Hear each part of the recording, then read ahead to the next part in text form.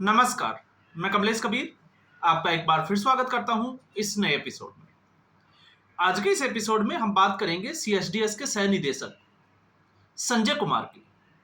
संजय कुमार ने सार्वजनिक तौर से माफी तो मांग ली और अपने ट्वीट भी डिलीट कर दिए, लेकिन अब लगता है कि उनकी मुश्किलें जो है वो बढ़ने वाली है। और सवाल यह भी है कि क्यों नहीं बढ़नी चाहिए। मुझे तो लगता है कि ऐसे लोगों को जो है वो पकड़कर जेल में डाल देना चाहिए। क्यों जेल में डालना चाहिए? उसके पीछे का कारण यह है, अगर आप संजय कुमार की मानसिकता को पढ़ने की कोशिश करोगे तो जिस दिन बिहार में वोटर अधिकार यात्रा शुरू होने वाली थी, ठीक उसी दिन उनका यह ट्वीट आता है। और उसके बाद प्रेस कॉन्फ्रेंस जब होती है चुनाव आयोग की तरफ से, तो उसके बाद में डिलीट कर लिया जाता है। तो ये जो टाइमिंग है, इसको लेकर संजय कुमार के ऊपर जो है वो शक गहरा जाता है। तो इसलिए हमने कहा है कि एफआईआर होनी चाहिए। अब जब एफआईआर हो गई, महाराष्ट्र के नागपुर और नासिक दो जिलों में संजय कुमार के खिलाफ एफआईआर हुई है। जो एफआईआर हुई है वो आपको पता ही होगा। आप रामटेक की हम बात कर सकते हैं और हिंगना सीट। तो यहां पर दोनों जगह जो है वो जिलाधिकारियों ने रिपोर्ट कराई है। अब इसमें जो धाराएं, जिन धाराओं में एफआईआर हुई है, पहले हम उनको समझ लेते हैं। तो इसमें भारतीय दंड संहिता बीएनएस की धारा 175, जिसमें झूठी जानकारी जो है वो सामने रखना, झूठे बयान देना। इसके अलावा 353, अगर आप इसका क्लोज 1 का बी देखोगे तो फिर उसमें जो है वो उपद्रव और अराजकता। अब आप ये कहोगे कि कैसे? क्योंकि ये एक ऐसी जानकारी थी जिससे अराजकता फैलने का, या फिर हम कह सकते हैं कि सांप्रदायिक तौर पर तनाव फैलने का जो है वो एक कारण बन सकती है, इसलिए ये धारा लगी है। इसके अलावा 212, ऐसे लोगों को जिनको जो अपराध के लिए जो है वो शरण देना, इस कानून की इस धारा में आता है। और फिर एक धारा और लगी है 340, जाली दस्तावेज या इलेक्ट्रॉनिक डेटा जो है वो पब्लिक के सामने पेश करना। तो 4 धाराओं में जो है वो ये एफआईआर हुई है। अब सवाल यह है कि भारतीय जनता पार्टी, चूंकि महाराष्ट्र की सरकार ने, या हम कहें कि महाराष्ट्र पुलिस ने ये एफआईआर दर्ज की है, क्योंकि ये सारे के सारे आंकड़े जो है वो महाराष्ट्र से संबंधित है। तो फिर और जगह जो है, चाहे वो उत्तर प्रदेश हो, चाहे बिहार हो, चाहे वो फिर हेमंत बिस्वा शर्मा की सरकार हो, राजस्थान हो या मध्य प्रदेश, क्या इन जगह के ऊपर जो है, हरियाणा, एफआईआर नहीं होनी चाहिए? क्योंकि इसके लिए अगर इस इकोसिस्टम को तोड़ना है तो फिर इस तरीके के सख्त कदम उठाने पड़ेंगे। क्यों उठाने पड़ेंगे? आपने देखा होगा कई इन्फ्लुएंसर जो कांग्रेस पार्टी के खिलाफ जो है वो इस तरीके का वीडियो बनाते हैं, तो उनके खिलाफ कांग्रेस शासित राज्यों में अलग अलग जगह पर एफआईआर दर्ज करा दी जाती है। अजीत भारती का केस आपने देखा होगा, मनीष कश्यप का केस भी देखा होगा आपने। तो अलग अलग जगह उनके ऊपर एफआईआर हो जाती है। तो क्या भारतीय जनता पार्टी को इस तरीके का कदम नहीं उठाना चाहिए? और भारतीय जनता पार्टी ही क्यों, क्या चुनाव आयोग को जो है वो ये कदम नहीं उठाना चाहिए? तो ये तो हुई संजय कुमार। और संजय कुमार नासिक और नागपुर दोनों जिलों की हम बात करते हैं, जहां पर नासिक पश्चिम की जो सीट है, जहां पर लगभग जो है वो संजय कुमार ने जो ट्वीट किया था वो ये किया था कि लगभग 47% के आसपास जो है वो मतदाता बढ़ गए लोकसभा और विधानसभा चुनाव के बीच में 5 महीने के गैप में। और ठीक ऐसा ही एक आंकड़ा दिया हिंगना सीट का, जहां पर लगभग 43.07% का जो है वो डेटा सामने रखा। लगभग 1 लाख वोटरों की जो है वो बढ़ोतरी दिखाई संजय कुमार ने, जिसको आधार बनाया कांग्रेस पार्टी ने। और उसी ट्वीट को रिट्वीट किया, आपको पता ही होगा, पवन खेड़ा ने प्रेस कॉन्फ्रेंस भी की। और अब 2 दिन से जो है वो बिल्कुल गायब है, नजर नहीं आ रहे हैं। वो कोई भी जो है वो आरोप लगाने से बच रहे हैं। तो संजय कुमार के ऊपर 2 एफआईआर और उसके अलावा आईसीएसएसआर ने जो है वो जांच जो है वो उसकी गठित कर दी कि अब इसकी जो है वो जांच की जाएगी। सीएसडीएस की फंडिंग को लेकर भी सवाल उठ रहे हैं, क्योंकि आप खुद सोचकर देखिए, एक वित्त पोषित संस्था जिसको करोड़ों रुपए का फंड मिलता हो, और वो अगर इस तरीके के कामों में इन्वॉल्व हो, तो फिर उस पर जांच क्यों नहीं होनी चाहिए?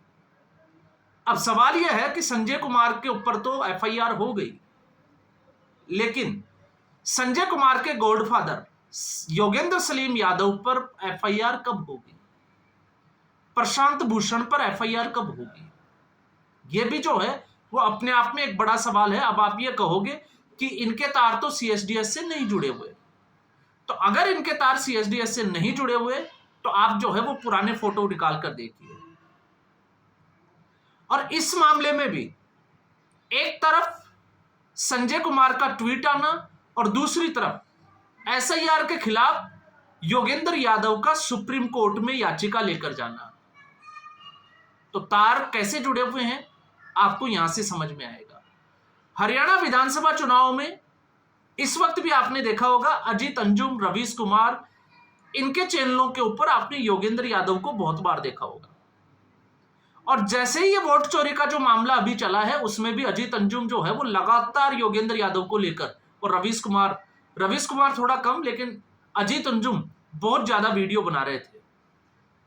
सुप्रीम कोर्ट में ये कर दिया योगेंद्र यादव ने, हिलाकर रख दिया, तमाम तरीके की बातें की। तो हरियाणा का विधानसभा चुनाव आप याद करोगे तो आप संजय कुमार और योगेंद्र यादव के अलग अलग चैनलों के ऊपर आप फुटेज जो है वो दोबारा निकाल कर देखिए। एक तरफ जहां संजय कुमार ये कहता था कि 5 से 6% के आसपास जो है वो वोटर का डिफरेंस रहेगा, एग्जिट पोल के बाद की मैं बात कर रहा हूं, और कांग्रेस पार्टी से आधी सीटें रह जाएगी भारतीय जनता पार्टी की। लेकिन जिस दिन चुनाव परिणाम आता है संजय कुमार जो है वो सीधा यूटर्न मारते हैं और फिर जो है वो जातिगत आंकड़े जो है वो पेश करना शुरू कर देते हैं। कहीं ना कहीं मिसलीड करने का एक पूरा प्रयास किया जाता है।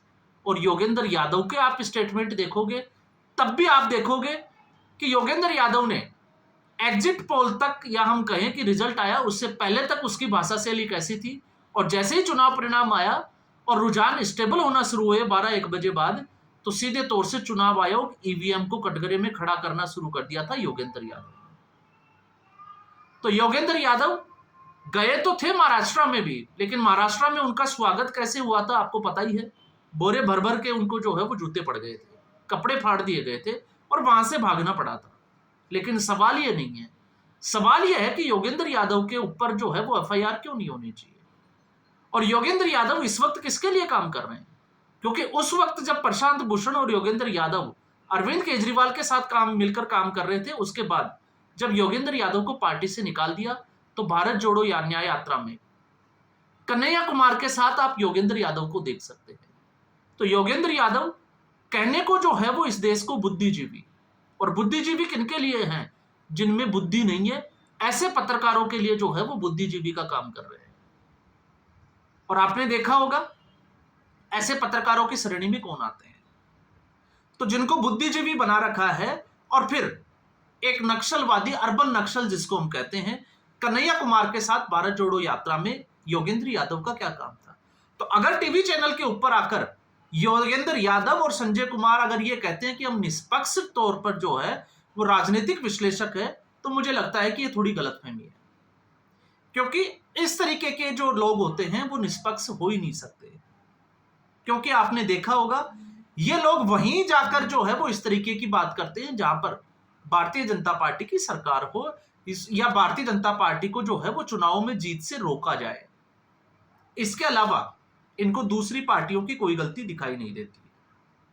प्रशांत भूषण, क्योंकि उनके वो खुद जो है वो पैसे से वकील है, तो इसके लिए हम जो है वो कोई बात कह नहीं सकते कि उनके ऊपर एफआईआर होनी चाहिए या नहीं होनी चाहिए। लेकिन मुझे लगता है कि अब जो है वो ऐसा समय आ गया है कि ऐसे लोगों के खिलाफ सख्त एक्शन होना चाहिए।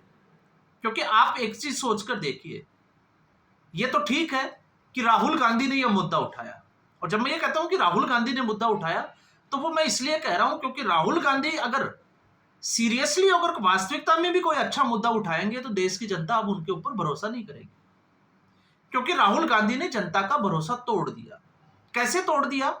2014 के बाद से राहुल गांधी ने जिस तरीके से जो भी मुद्दे उठाए नरेंद्र मोदी के खिलाफ व्यक्तिगत रूप से जाकर, वो आज तक साबित नहीं हुए, और राहुल गांधी कांग्रेस को मुंह की खानी पड़ी, और कांग्रेस पार्टी लगातार चुनाव के बाद चुनाव हारती जा रही है। तो लोगों का विश्वास कम हुआ है। तो राहुल गांधी ने यह मुद्दा उठाया, इसलिए अगर आप सोचकर देखिए अगर देश में इस मुद्दे के बाद में अगर ऐसे हालात बन जाए कि वोट चोरी की सरकार है, जो नैरेटिव बनाया जा रहा है और जनता सड़कों पर आ जाए, अराजकता फैल जाए, तो फिर भारत में क्या हालात होंगे और उसके लिए फिर जिम्मेवार कौन होगा? हालांकि ये लोग जो है वो चाहते यही है कि ऐसा कुछ हो। तो इसलिए हमने कहा कि इन लोगों के खिलाफ, चाहे वो संजय कुमार हो या फिर वो योगेंद्र सलीम यादव हो या फिर इस कैटेगरी के कोई दूसरे हो, इन पत्रकारों के ऊपर एक्शन होना चाहिए। जिस तरीके से मनीष कश्यप को पुलिस उठाकर लेके गई थी और जिस तरीके से अजीत भारती के घर पर जो है वो पुलिस पहुंच गई थी। तो सवाल अब यह है कि भारतीय जनता पार्टी क्या कांग्रेस पार्टी के इस तरीके का जो इकोसिस्टम है उसको तोड़ने के लिए कुछ प्रयास करेगी, या फिर ठीक है 2 एफआईआर होगी, उनकी जांच होगी, आगे क्या होगा नहीं होगा वो बाद की बात होगी। तो आज के एपिसोड में बस इतना ही। उम्मीद करूंगा वीडियो एपिसोड आपको पसंद आया होगा। वीडियो को लाइक करें, शेयर करें, चैनल जरूर सब्सक्राइब करें। धन्यवाद।